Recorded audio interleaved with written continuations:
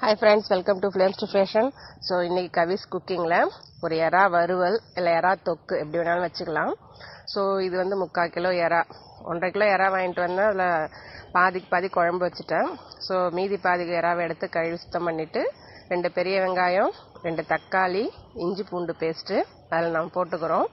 So இது ரொம்ப சிம்பிளான மெத்தடு, உங்களுக்கு ஈஸியாக டக்குன்னு செஞ்சிடலாம். ரொம்பவும் டைமும் எடுக்காது. எறானாலே ரொம்பவும் டைம் எடுக்காது உங்களுக்கு. எறா ரொம்ப ஜூஸியாக வேணுன்றவங்க வந்து இந்த அளவுக்கு எதுவுமே போடாமல் ஜஸ்ட் பெரட்டி எடுத்தாலே போதும். 1 ஸ்பூன் மஞ்சத்தூளும் போட்டுக்கலாம். ஸோ இஞ்சி பூண்டு பேஸ்ட் அதிலே போட்டாச்சு. 1 ஸ்பூன் கரம் மசாலா அதுவும் போட்டுக்கிட்டேன். அடுத்து தொக்குக்கு தேவையான அளவு உப்பும் போட்டுக்கிட்டேன். ஸோ கொஞ்சம் குழம்பு மிளகாத்தூள், நான் குழம்பு மிளகாத்தூள் போடுறது வந்து லைட்டாக காரத்துக்காகவும், கொஞ்சம் இந்த கிரேவி வந்து கொஞ்சம் திக்காக வரணும். கிரேவியாகவும் வச்சுக்கலாம், தொக்காவும் வச்சுக்கலாம், இல்லை வறுவலாகவும் வச்சுக்கலாம். நீங்கள் கொஞ்சம் திக்காக வரணும், அந்த சாந்து வந்து சாதத்துலேயும் போட்டு சாப்பிட்லாம் அப்படின்னாக்கா குழம்பு மிளகாத்தூள் சேர்த்துக்கோங்க. அப்படி வேண்டாம்னாக்கா நீங்கள் தனி மிளகாத்தோட நிறுத்திக்கோங்க.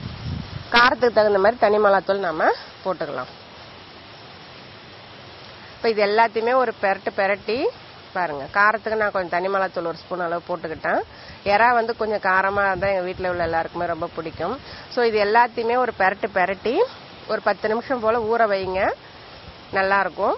இதுக்கப்புறம் மேலே வந்து 1 ஸ்பூன் எண்ணெய் விட்டுக்கோங்க. எண்ணெயும் அதிகமாக இதுக்கு தேவைப்படாது. 1 ஸ்பூன் அளவு எண்ணெய் விட்டுட்டு அதையும் கொஞ்சம் நல்லா கலந்து பிசைஞ்சு வச்சாச்சு. தண்ணி வந்து தண்ணியே ஊற்ற தேவையில்லை, பட் அதில் இஞ்சி பூண்டு இருக்கிறனால கொஞ்சோண்டு நான் தண்ணி தெளிச்சுக்கிறேன். அதில் போட்டு கொஞ்ச நேரம் ஊற வச்சுட்டேன். ஒரு 10 நிமிஷம் போல் ஊற வச்சுட்டு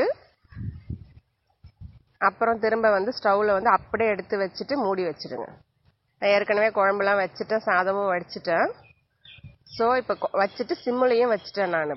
இப்போ திறந்து பார்த்தீங்கன்னா எப்படி இருக்கும் அப்படின்னாக்கா, நம்ம தண்ணியே ஊற்றலை இல்லைங்களா, ஆனால் எவ்வளோ தண்ணி இருக்கு பாருங்கள்.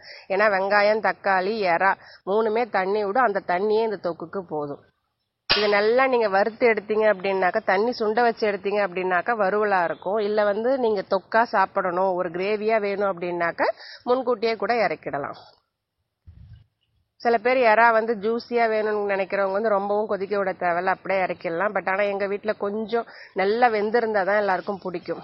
ஸோ அதனால் நான் நல்லா இது இன்னைக்கு வறுவலாக தான் நான் செய்கிறேன் நான். அதனால் தண்ணி சுண்டுற வரைக்கும் நல்லாவே வறுத்து விடுறேன். இதில் ஒரு பிரச்சனை என்ன அப்படின்னாக்கா, நம்ம அப்படியே மூடி வச்சுட்டு போயிட முடியாது. அடிக்கடி வந்து கிளறணும். தண்ணி ஊற்றாதனால நமக்கு வந்து அடி பிடிக்கும். கடைசியாக கொத்தமல்லி தூவி இறக்கிடுங்க எறா.